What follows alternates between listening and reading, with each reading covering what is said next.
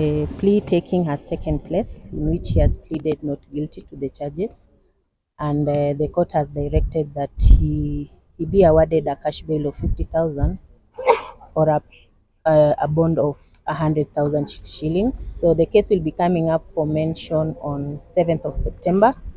Now, the mention is when we'll be confirming whether the prosecution has exchanged documents with the defense, documents we intend to rely on in prosecuting the case.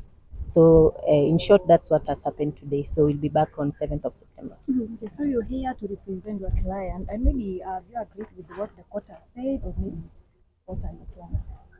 Yes, bail or bond is a constitutional right for every accused person under the Constitution, and the court has the discretion to determine the same, looking at the nature of the offence before it. So yes, it's Chira's right. He has a right to that.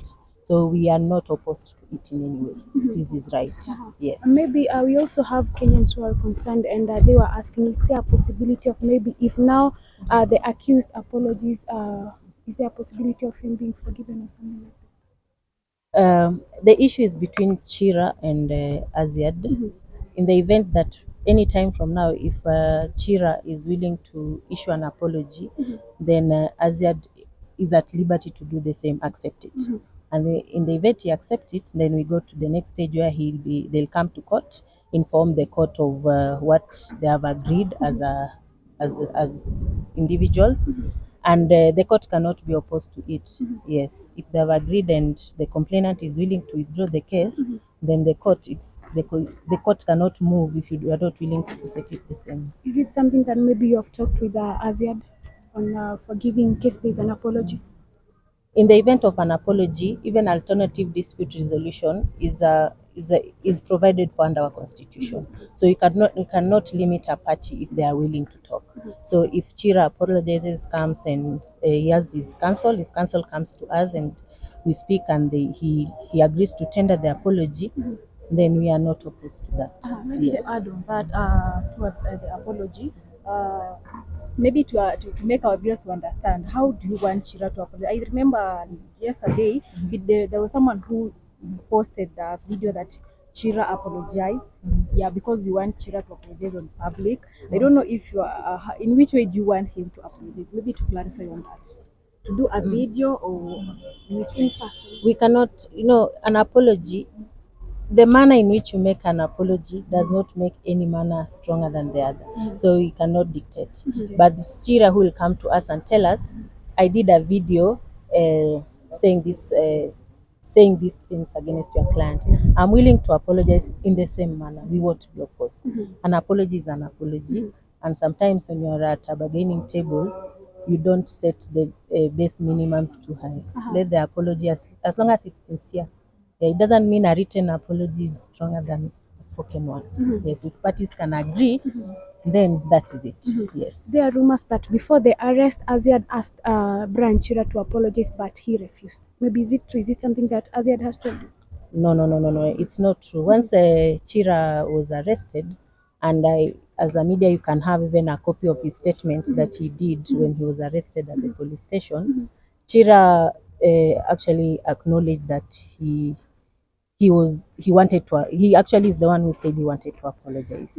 Yes, so my work was to talk to the management and inform them the suspect, this is what the suspect is saying. So it's up to now us to arrange for the parties, because from his end he has expressed the willingness to apologize.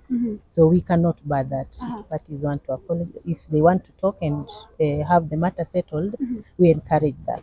Yes. Going through the comment section, we can see so many people really supporting Azziad because what Shira did, it was absolutely wrong. And others are saying it's like Shira hayuko sawa.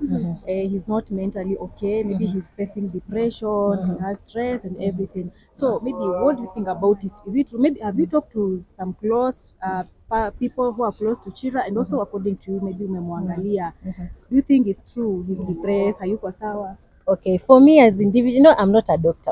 I cannot look at somebody and say whether they are depressed or not. But our law is very generous. In the event that he's going through a mental or a health issue, the law is very generous. We have the provisions under the law that should be followed. If it's an alleged that he's not okay, The magistrate takes that as a judicial notice. There is a procedure. He can go through some tests. So individually, if I stand here and say is depressed or not, I cannot. And even any other person outside there cannot. Since a matter being handled by the law has measures to that provides for that, and I'm sure the court will be very willing and very ready to undertake him through the relevant tests to And maybe just to ask, I've been able to see, they're saying that why couldn't you be able to take Shida earlier and yet he was arrested on Thursday? So a normal person will be taken the next day, come up to weekend. So why did that happen? Okay, Chira was arrested at in school. The police, the investigating officer left here for Kabarak. They were there by 8, and they actually even recorded statements. If you go to Kabarak, you will get them. It's a public document, you can access them. So when on reaching the school, the administration, they were speaking to the chief security officer. The administration actually told them, we have actually suspended Chira from the school. So as it stands at that point, they were not aware of his whereabouts or where he is because he was no longer a student. So on that, we now told the court at the point of committing this, whatever is going on, those are internal issues. This is still your student. We cannot arrest him without the school knowing. So as a police, they have the procedure as an institution to inform the institution. So the school went ahead to look for Chira. I think through their own mechanisms, Chira was brought to the school. So they had to do some clearance in the school.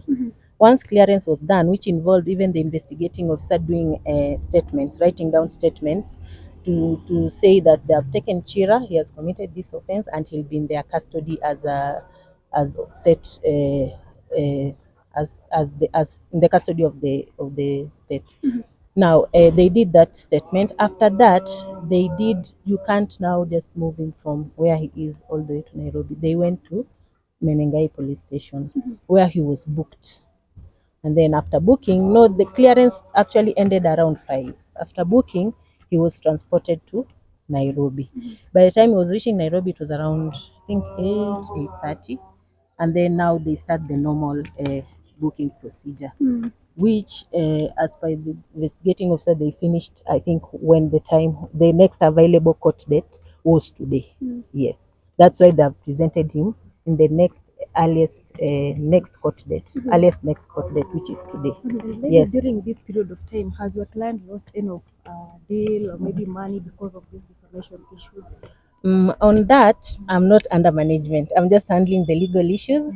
So that is something that the management can issue a statement to that I think effect. let's hear from the management to answer that question. How are you? Salama sana. It is never really about how many jobs she's lost or how many contracts she's lost under such. She's also a human being and she also goes through emotions like any other person. So right now we are not looking at how many deals we've lost, but we're looking at her mental state. How does she feel? Has she been? And one of the things we're looking at right now is she was wronged and she found refuge behind the law. And the law says clearly that ukinikosea unaweza jitetea and something will be done. You as the manager, what are your expectations now towards this case? Expectations, I don't know. I mean, at the end of the day, for as long as she is satisfied, and because at the end of the day, I'm just management, it's business. But for her, it's very personal. So it's for her to decide at the end of the day. A question to Akili, maybe what are some of the prayers you'll be having once the matter proceeds? Are you looking at any monetary compensation for this information? What is before court today is a strictly criminal case, and in a criminal court, it does not award damages. So these are criminal court, and what the court can do, a criminal court can do, is whether declare you guilty or not guilty, and follow the procedure. If you are guilty, then what the law says after that, payment of fine or imprisonment. That's all the court will do in this criminal sense. If you look at what happened online, there are various angles to it. Apart from cyber harassment under the Computer and publication of false information under the Computer Misuse and Cyber Crimes Act, you realize that whatever information that was put outside there was in another way defamatory. Now that one goes to the angle of a civil case. Now a civil case, you go under civil court. And in the civil court, in the event that you have to prove what words were defamatory, and if the court finds that yes, these words were defamatory, then it will order for damages in terms of compensation. Yes. And then also what happened also under the video that Chira did, he went ahead to give her out her personal number. There are also issues to do with data protection. Yes. So there are a lot of angles to it. All those angles cannot be handled in one case. Every case has its jurisdiction under a different court and a different forum. Yes. So are you looking at filing civil proceedings separately? I work as per the client's instruction. If Chira apologizes and the client feels it's sufficient, why would I act without her instructions? So I'll just wait for her personal instructions. And once maybe we have a way forward, then I can confidently answer that. Yes. Yeah. Okay.